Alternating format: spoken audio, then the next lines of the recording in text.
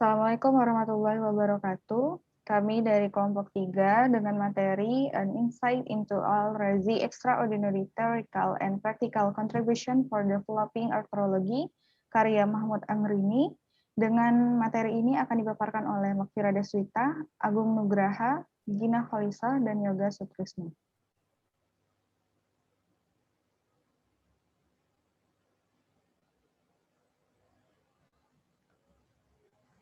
Selanjutnya, terlebih dahulu kita harus mengenal dulu siapa Ar-Razi. Ar-Razi atau Abu Bakar Muhammad Ibnu Zakaria Rizi dikenal sebagai Ar-Razi atau Razas dari Barat, sering juga disebut dengan The Galen of Arab, salah satu dokter yang paling penting dan terkenal sepanjang masa sejak masa hidupnya.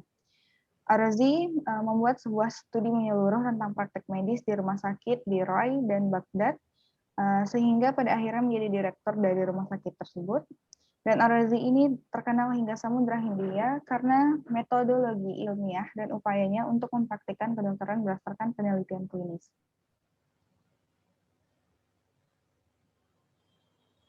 Berikut ini adalah beberapa karya tulisan Ar-Razi dari Al-Hawi, Kitab Al-Mansuri fi At-Tib, sampai fi Auja Al-Mafasil, atau yang kita kenal dengan On Joint Pains yang akan dibahas pada materi pada kali ini. Fi Auja Al-Mafasil ini menempati posisi yang sangat khusus karena dianggap sebagai salah satu karya tertulis pertama yang berspesialisasi dalam arkeologi dan mungkin yang tertua yang bertahan hingga saat ini.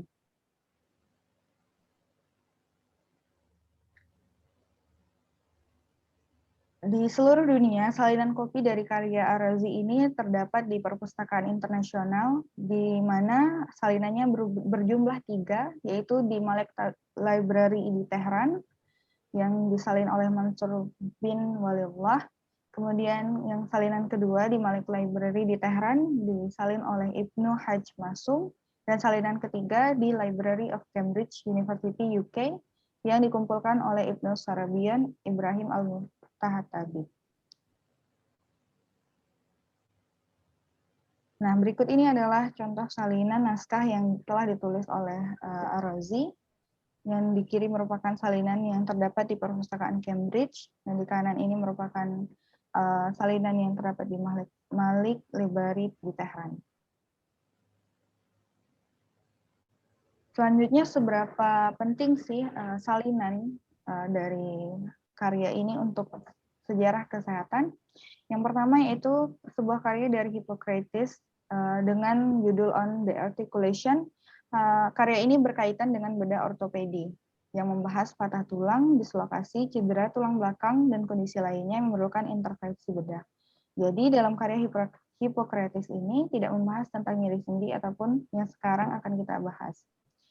Nah, selanjutnya karya Ar-Razi On Joint Pains tadi disebutkan dalam bukunya juga Al-Hawi yang berjudul A Treatise of the Disease of Joint Pain yang disebutkan oleh Ibnu Usaibah, ditulis dalam buku yang berjudul A Treatise on Joint Pain oleh Sabit Ibnu Qurra berdasarkan Ibnu Abi Usaibah tadi. Hal ini memungkinkan bahwa Risalah Ar-Razi ini merupakan buku kedokteran Arab tertua di bidang reumatologi yang masih ada. Karena sebelumnya belum ada yang membahas tentang arkeologi secara spesifik. Selanjutnya kita harus tahu apa sih tujuan dari Ar-Razi ini menulis risalah atau karyanya ini. Jadi di awal tulisannya Ar-Razi menyatakan bahwa karya ini disusun atas permintaan Pangeran Mansur. Kemudian lebih dalamnya dalam konteks teksnya Ar-Razi menjelaskan bahwa motif yang mendasari Ar-Razi untuk menyusun risalah ini adalah untuk menanggapi dokter yang berpendapat bahwa penyebab nyeri sendi itu adalah persendian tersebut lemah secara alami. Nah, Ar-Razi sendiri percaya bahwa rasa sakit itu disebabkan oleh efisi humors pada persendian. Selanjutnya akan dijelaskan oleh pemateri yang lain.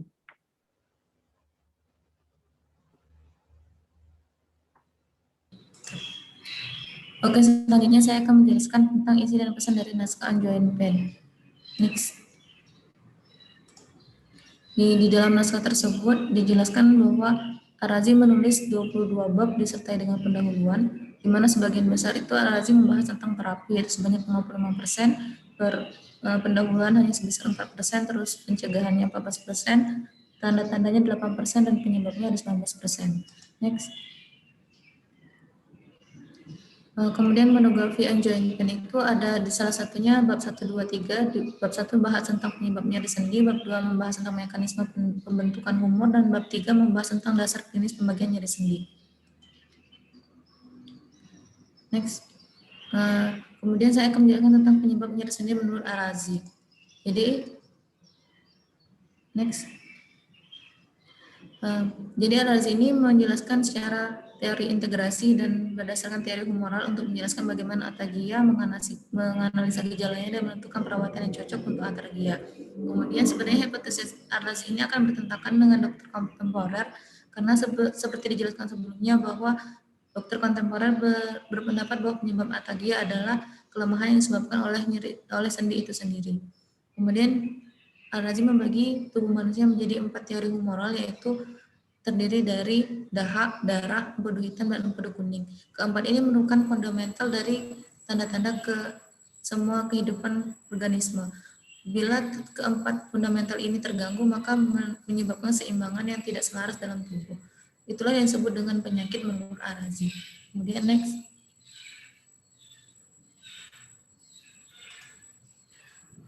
Bab 1 monografi tadi seperti dijelaskan sebelumnya, yaitu penyebab nyeri sendi. Ar-Razi berpendapat bahwa penyebab utama nyeri sendi itu ada dua, satu akumulasi ekskresi pencernaan di pembuluh darah vena, dan dua akumulasi ekskresi pencernaan di hati diikuti oleh ekskresi lainnya.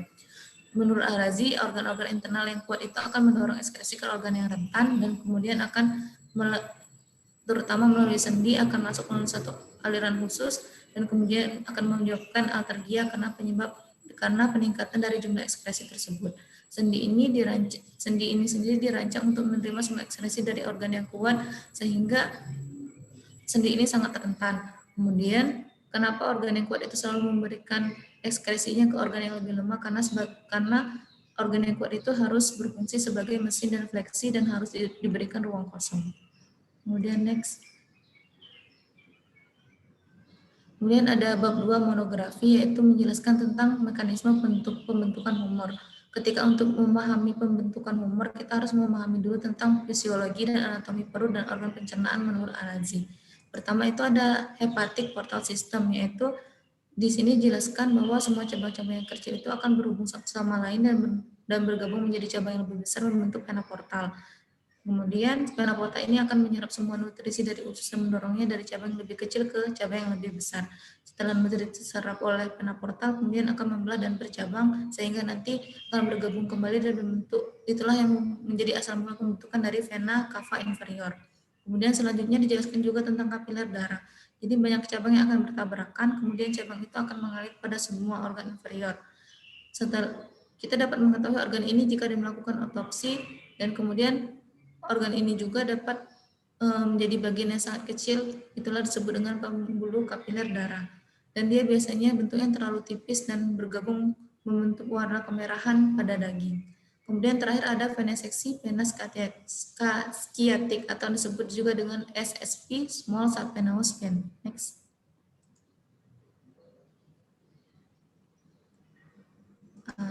Small subvenous vein ini sendiri merupakan terapi untuk nyeri linu pinggul, di mana vena sciatic ini yang terlihat pada sisi lateral tungkai kaki, dan jika tidak terlihat maka dapat melakukan veneseksi pada beberapa cabang di bagian lateral dorsal kaki. Yang dimaksud di sini adalah bagian jari manis, jari keempat atau jari kelingking dari kaki, karena cabang-cabang ini berlainan dari daerah pembuluh darah vena lainnya. Namun pendapat Ar-Razi ini sedikit bertentangan dengan pendahulunya, yaitu Galen. Beberapa pendapat dari pendahulunya yaitu satu, darah ini berpindah dari pembuluh darah vena ke arteri melalui lubang kecil yang tidak terlihat, disebut dengan septum intervertikal jantung, sehingga keberadaan pembuluh darah kapiler tidak dapat dikenali. Kemudian di buku yang lain juga Tabari berjudul dengan Fardos al-Hikmah juga tidak membahas tentang pembuluh darah kapiler. Dan menurut Galen juga vena sciatic atau SSV ini tidak sampai ke dorsal ujung kaki yang berada di jari manis dan jari kelingking, namun hanya berakhir pada malleolus lateral. sehingga tidak terhubung dengan bagaimana pengobatan Al-Razi menggunakan SSP. Oke, next. Next. Nah, ini gambarnya kita bisa lihat bahwa SSP itu bagiannya lebih ke arah dalam, sedangkan yang greater itu bagiannya SSP itu lebih ke bagian luar ke sini, terus kalau yang greater itu lebih ke bagian dalam. Jadi kalau misalnya ingin melihat SSP bisa terlihat dari bagian yang luar ini, dan menurut Arazi jika tidak terlihat di bagian ini maka dapat dilakukan SSP di bagian jari manis atau kelingking. Sedangkan menurut Galen bahwa SSP itu hanya berakhir pada cabang yang di sini, tidak berakhir sampai ujung kaki. Oke, next. Kemudian menjelaskan tentang deskripsi klinis atagia dalam naskah. Next. Menurut Al-Razi, untuk cara mendapatkan dasar klinis dari penyebab nyeri sendi, dia akan memperhatikan 1. Warna kulit pada sendi, 2. Palpitasi, jenis nyeri, 3. Jenis pengobatan yang meredakan atau mengiritasi sendi, obat-obatan yang digunakan sebelumnya, usia, negara asal, dan penyakit penyerta. Hal itu dilakukan untuk mengenali nyeri sendi dan membuktikan diagnosisnya secara benar dan tepat, kemudian mempersempit kemungkinan diagnostik dan menentukan jenis atagia yang tepat. Rasa sakit pada persendian biasanya disebabkan oleh okusi salah satu humor yang dijelaskan sebelumnya, yaitu darah, empedu, dahak, dan campuran di antara ketiganya. Kemudian ada okusi humor melankolis ini biasanya yang disebut dengan empedu hitam lebih banyak menyebabkan nyeri linu panggul dan jarang sekali menyebabkan nyeri sendi lainnya. Oke, next. Nah, ini adalah teori Al-Razi tentang next.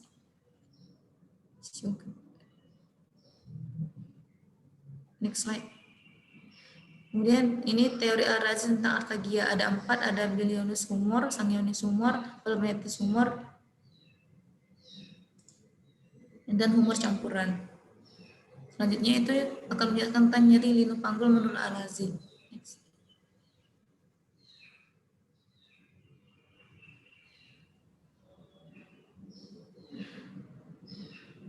Nyeri linu panggul menurut Al-Razi ini yaitu rasa sakit yang parah menjalar sepanjang kaki pasien dari pinggul ke ujung kaki, seperti tendon yang diregangkan. Kadang-kadang tidak mencapai kaki, dan nyeri itu mengganggu di malleolus atau daerah lutut. Al-Razi berpendapat bahwa rasa sakit ini timbul karena penuhnya pembuluh darah kaki, baik karena akumulasi darah murni atau karena humor melankolis yang seperti sebelumnya itu empedu hitam di bagian bawah tubuh, dan disertai dengan mati rasa dan kedinginan ekstrim di bagian bawah tubuh. Biasanya perawatan nyeri linu panggul ini tergantung pada vena seksi, vena skiatik yang muncul di sisi lateral kaki atau pada beberapa cabangnya di bagian dorsal kaki. Kemudian Al-Razi juga merekomendasikan obat-obatan untuk menghilangkan humor melankolisnya karena penuhnya pembuluh darah pada kaki. Kemudian dia juga merekomendasikan pasien untuk menghindari berjalan jauh dalam waktu yang lama dan juga melakukan olahraga seperti berkuda. Oke, selanjutnya akan dijelaskan oleh teman saya. Baik, berikutnya itu ada pengobatan astralgia dalam naskah. Al-Razi sendiri mengikuti banyak prinsip dalam menjelaskan berbagai macam perawatan untuk setiap jenis nyeri sendi. Beberapa dari prinsip tersebut bersifat umum dan dikembangkan oleh beberapa ilmuwan pendahulu. Contohnya seperti Hippocrates, Galen, Ali Ibnu Ruban Al-Tabari, dan Sabur Ibnu Sahal. Tapi yang lainnya itu dikembangkan oleh Al-Razi sendiri. Al-Razi menyarankan bahwa penggunaan obat penghilangkan rasa sakit harus dibatasi hanya untuk kasus-kasus yang parah saja. Dan dia hanya menyebutkan obat-obatan yang telah diuji dan dia coba sendiri.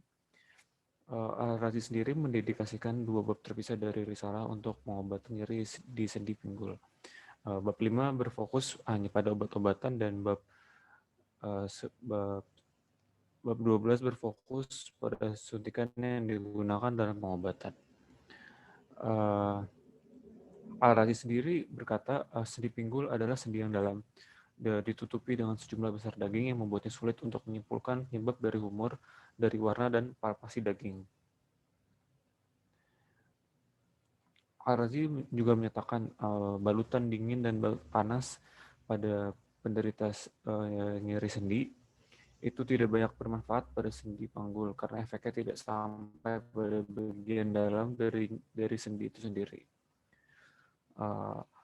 Al-Razi mendeskripsikan obat-obatan asing dan baru secara rinci, sementara ia memberikan referensi singkat untuk obat-obatan terkenal.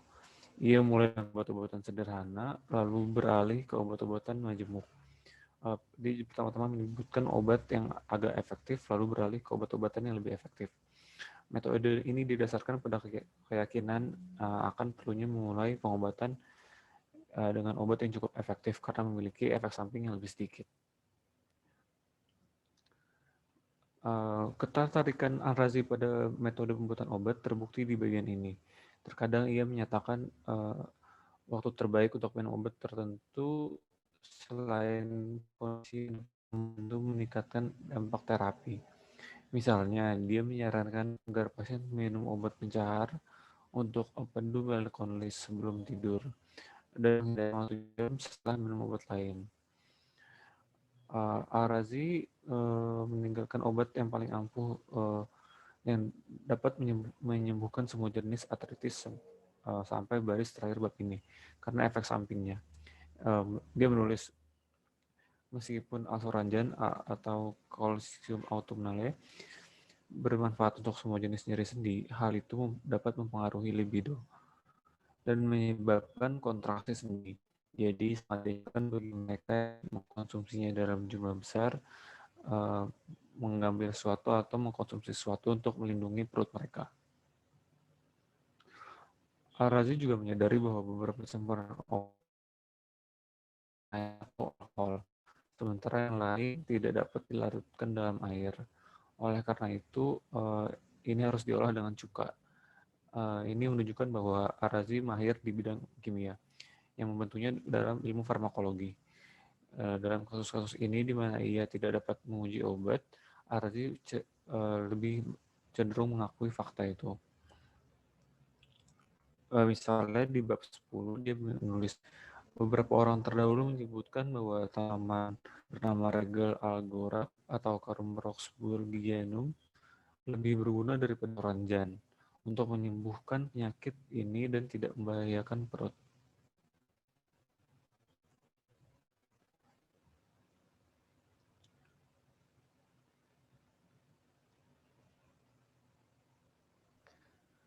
Kemudian lanjut ke pencegahan nyeri sendi menurut Al-Razi. Pertama ada dari makanan dan minuman, kemudian tidur dan olahraga, yang ketiga ya mandi, yang keempat itu ada aktivitas seksual. Lanjut.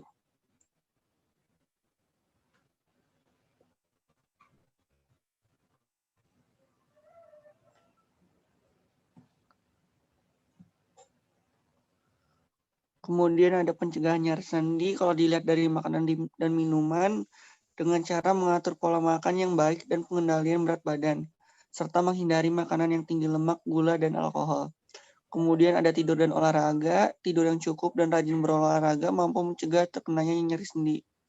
Kemudian dengan mandi, Al-Razi menyarankan mandi dengan durasi yang sedang, terutama pada saat rasa sakit. Kemudian ada aktivitas seksual. Hubungan seksual terlalu sering berbahaya semua jenis nyeri sendi, terutama nyeri di tingkat bawah dan juga pinggul. Lanjut. Prinsip pencegahan nyeri sendi yaitu mencegah pembentukan humor yang buruk. Lanjut. Rekomendasi Al-Razi dalam mengatasi nyeri sendi. Pertama, pemantauan denyut nadi untuk mendeteksi adanya kejanggalan di tubuh dan memperbaikinya sebelum menyebabkan nyeri sendi. Yang kedua itu mengatasi pinggul yang linu dengan cara mengurangi aktivitas berjalan, mengangkat beban berat, dan semua pekerjaan di tempat yang wajib mereka lakukan bersandar pada kaki. Kemudian mandi dengan air hangat mampu meringankan yang menyertai otot tegang. Yang keempat ada penggunaan emetik untuk mengatasi nyeri pada sendi pinggul dan linu pinggul. Lanjut.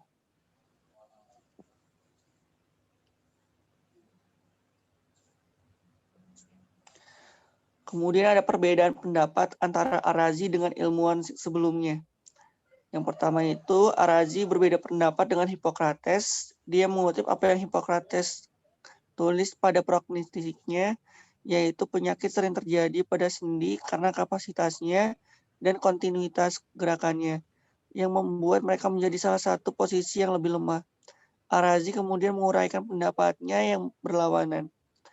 Kemudian Ar-Razi berbeda pendapat dengan Galen. Ar-Razi percaya bahwa ada 2 urat di paha, bukan satu seperti Galen usulkan. Akibatnya Ar-Razi lebih akurat dari Galen dalam deskripsi anatomisnya tentang nyeri sendi.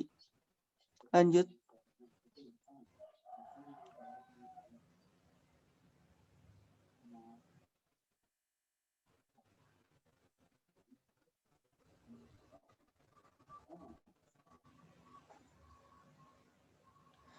Kesimpulan dari jurnal ini yaitu Ar-Razi tidak memisahkan nyeri sendi dari asam urat pada nyeri sendi lainnya yang bekerja, kecuali untuk 2 risalah khusus tentang nyeri sendi ini dan asam urat.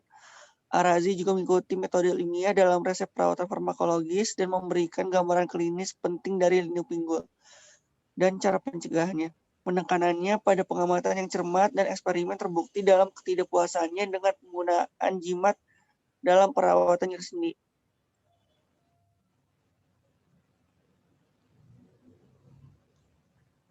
Baiklah, Terima kasih. sekian paparan materi yang dapat kami sampaikan. Atas kekurangannya kami mohon maaf. Kami ucapkan terima kasih. Wassalamualaikum warahmatullahi wabarakatuh.